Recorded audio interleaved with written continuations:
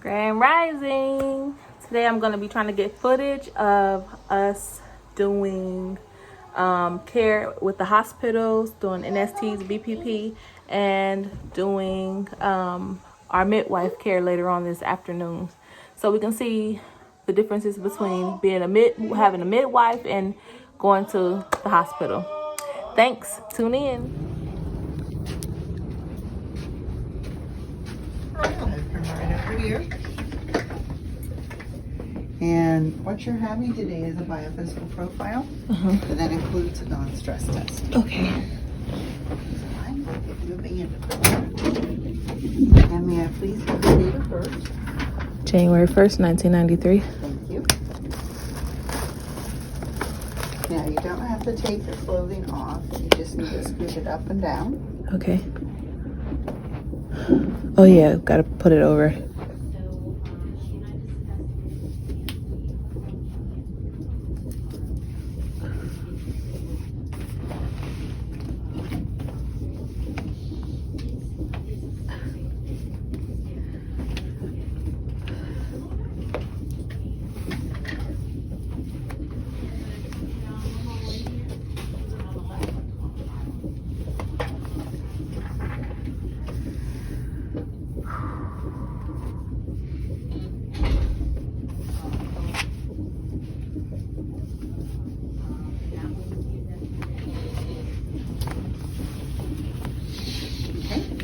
Yeah, I got it. I'm struggling. You might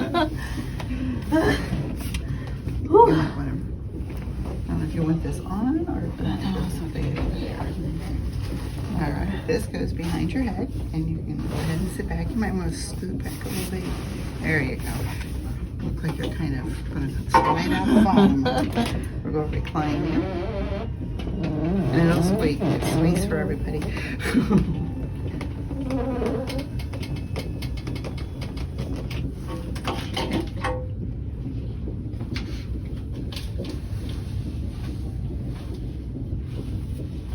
Roll to your side. That's great. And you roll right back.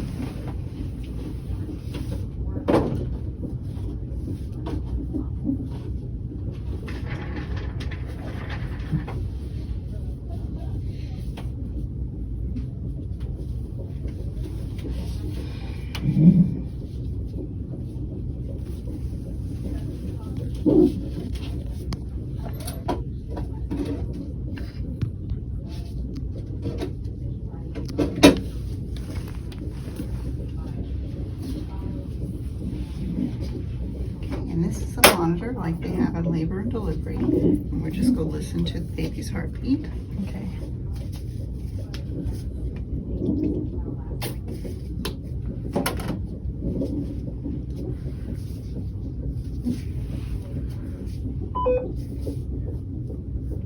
The baby's already moving away from me here.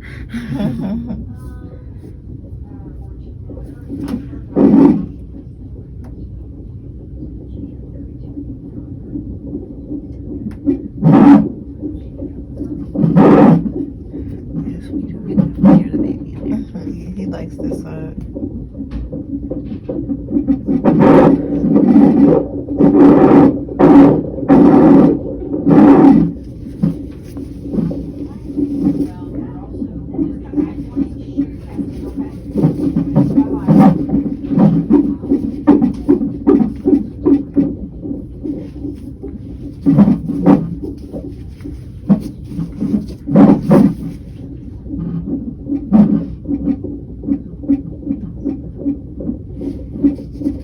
Usually the side that baby kicks on, your heart's usually on the opposite side. Your baby's not sure if it wants to do it that way though. This is to pick up contractions. Whatever this little hard lump is over here that keeps moving, I'm going to put it over the top of that. So what we're doing for the non-stress test is we have at least 25 minutes on the monitor. We're looking for a baseline heart rate. That's what the baby's heart rate is at rest. So of course the baby has to be resting for that. Then we want the baby's heart rate to accelerate, and usually that's associated with movement. So we need 2 heart rate accelerations in 20 minutes. So the baby's going to do. If it gives us those heart rate accelerations and does good, then I don't have to try and wake it up. Okay. You are welcome to drink your water if you like. Now, the NST is part of the biophysical profile, and the biophysical profile is a scoring system. And we look at 5 things, and for each of the things that we look at, the baby gets a 0 or a 2. So all I can give you is 2 points in here. Okay. The rest are by ultrasound. Okay. And they look at fetal tone, which is the opening and closing of a hand, flexing of a foot. They look at the big movements like stretches and head rolls, that kind of thing. Then they look for a pocket of amniotic fluid that is adequate. And they can do this in any order. Okay. And then the last thing, which I think is kind of misnamed, is practice fetal breathing. The baby doesn't breathe on the inside. It's just a reflex of the diaphragm. And it has nothing to do with how the baby will do with breathing after it's born. So, best score is 10. 8 is still passing. 6 or less earns you a couple hours in labor and delivery on the monitor over there to watch the baby for longer. Okay. So, we're just going to go with it. You're at least going to get an 8. Yes, ma'am. Thank you. All right, and you're welcome to use your phone. You're welcome to. The only thing is, just remember that this is a. I know. Yes. Well, and not only that is that if you're going to talk about touchy subjects, you're going to do it anyway. Okay. That has happened. So. All right, you're tracing well over here, so you're good.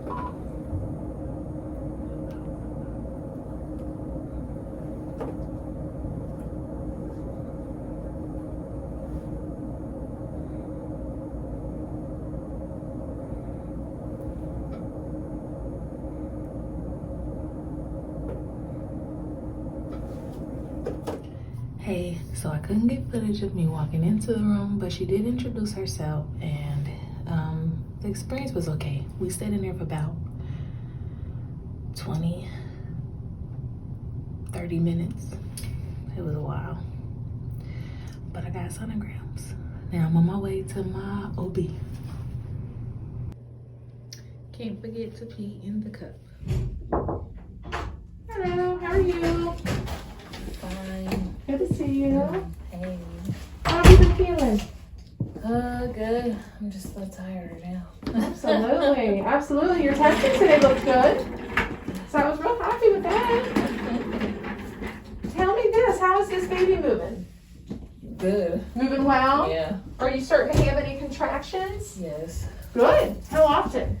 Not often. It's like, and they're not even strong either. Okay. Okay. So just kind of here and there. Yeah. Okay. It's not even anything close to a pattern yet. Okay. But that's kind of normal for me. Okay. Okay. Tell me this. Are we waiting for the 21st for any particular reason? So last week when I came, Juanita, she just asked me about inducing, and I was like, I didn't know, I wasn't thinking about that at all. Mm-hmm. Then she said they're gonna call me, so they called me, and I was like, well, we have a date for you this 21st at 7 o'clock, and I was like, okay. I'm going to see if I can get it sooner, depending on what your cervix is. Just because we're doing all this testing and with your past history. Mm-hmm. So if your cervix is at a place that I think that we can do it earlier, I'm going to call to see if they have something sooner. Yeah. Well, But some people don't want to be induced, so that's why I always ask. Yeah. Some people are very opposed to it, but with your history and with us doing all this testing, I don't think it's a bad idea to see if we can't get it a little bit sooner. So. I don't want to. Huh? I don't want to do it either. I know.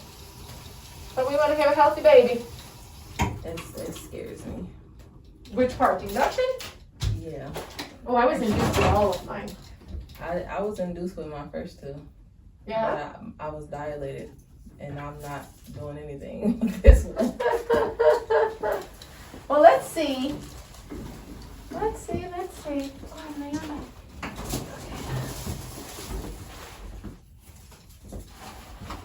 Never know. One week you can be nothing, the other week you can be 3. Yeah, You just never know.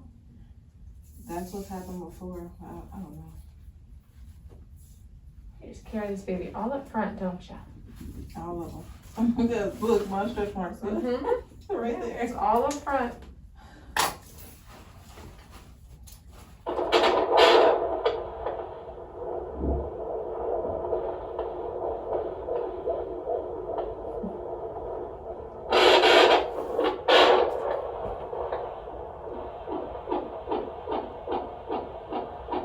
Beautiful. Beautiful, beautiful. You got everything ready at home? Yes. Perfect. And have you been told kind of like how it is at delivery in the hospital right now? Did they talk to you about that? No. Well, we talked about it before 36 weeks. Am I 36 weeks appointment? Can't remember. What did I tell you? Because things are changing with COVID rapidly. Well, that I can have one person there. One person, that's it. So as long as from now until then you don't test positive for COVID, you can have one person. If you for some reason get sick between now and then people that are COVID positive don't hit anyone there, which really stinks. Okay. So stay healthy, stay away from people, stay in your house. Yeah. Last thing you want to do is not have anyone here for delivery. Yeah, that's what I've been doing. Good. Come down toward me. How long were your labors before? 6 hours and 4 hours. Oh, those are you're 3 centimeters. 3 centimeters, almost 4. Head is definitely down. I'd say you're 4 centimeters, honestly. Yep. Might spot just a smidgen.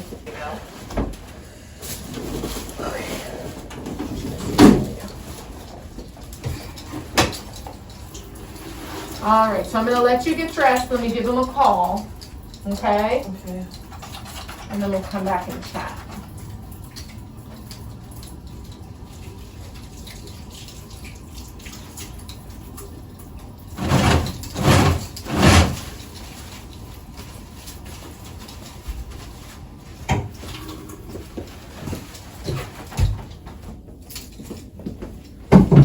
All right, be right back.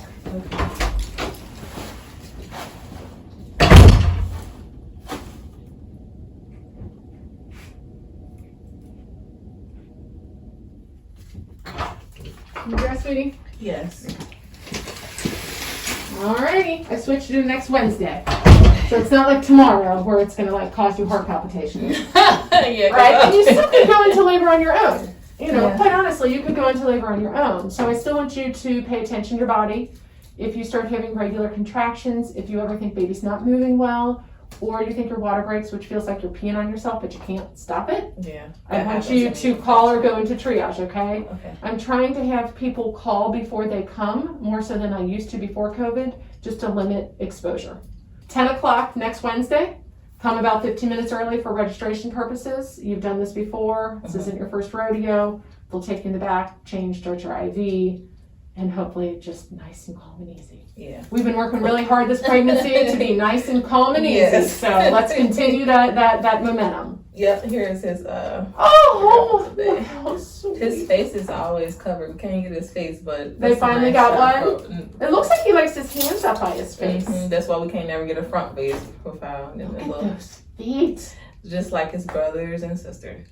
They got that long toe. That little long toe. And then the little baby toes. That's genetic.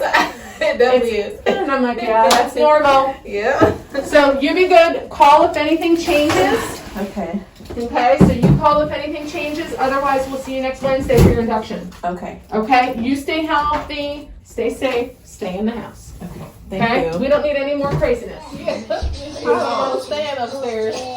Do you want to do your blood pressure first? I'm sure. Can you take your arm out of your jacket for me? Cramp. Where? You know what? Right here. I made a TikTok video.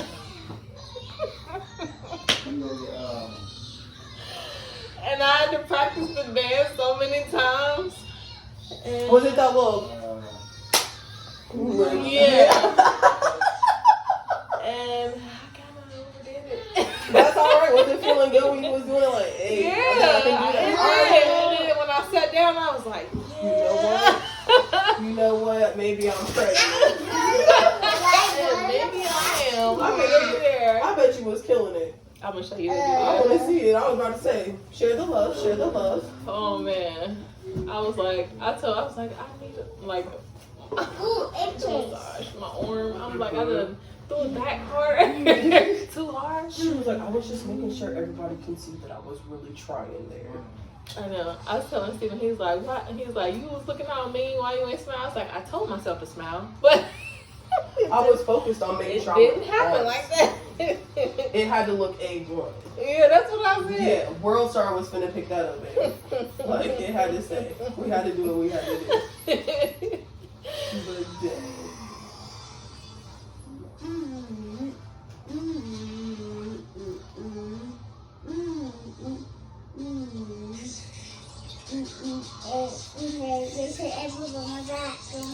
Hello. Alright, so at some point in this video I knew that I was going to have to do a voiceover, which I really didn't want to do, but here we go. So this is my midwife, Mackenzie, and she is checking my blood pressure. We're going to check baby's heartbeat, and I think before or after this, where she checks the heartbeat, no, before she checked the heartbeat, I peed on a stick. And let me tell you, that stick is amazing. It tells you your protein level, so like the surrounding hours of the last time you've eaten. It tells you your dehydration level, like are you severely dehydrated, you could use a little bit more water, or you're doing great. One thing that I want to say though, that is a completely big difference from the way that I usually get care at the hospitals, is how chill and relaxed the vibe is. Every midwife is different, but I do want to believe that Mackenzie, being my midwife, she understood the value and the importance of family.